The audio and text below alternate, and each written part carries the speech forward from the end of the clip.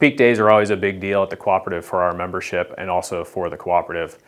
So as a reminder, we're a distribution electric cooperative, which means we buy wholesale electricity from our generation transmission cooperative, KEPCO, and distribute it to our members along our power lines. Cost of electric always is changing, so it might be cheap or expensive, but when we get into these peak demand times, it really is following how much demand is on the electric system, so those prices are the most expensive for us.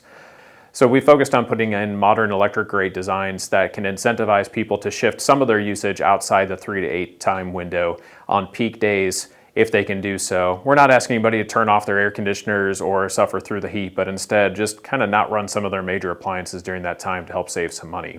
How do we declare a peak day? First, we look at the weather forecast. So we look at not only just at eastern Kansas, but also parts of western Kansas as well, because KEPCO's footprint covers more than just where we are here. So we're looking at whether today or tomorrow is going to be the hottest day of the month, but also we look at, is it going to be 5 or 6 days worth of heat on top of that as well. So that means that there's less cooling off time during the evening or nighttime hours, and so the electrical needs to cool homes is going to be higher, which then makes the electrical load go up those other days.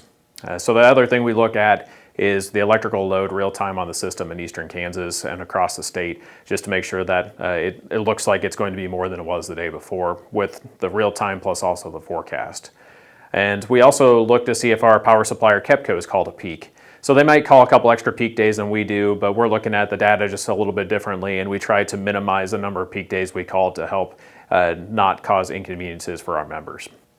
So hopefully that gives you an idea of kind of how we go about declaring peak days. And we definitely appreciate all your efforts in spreading out your electrical usage from 3 to 8 p.m. It helps us keep our costs down here at the cooperative and also helps keep costs down for our membership.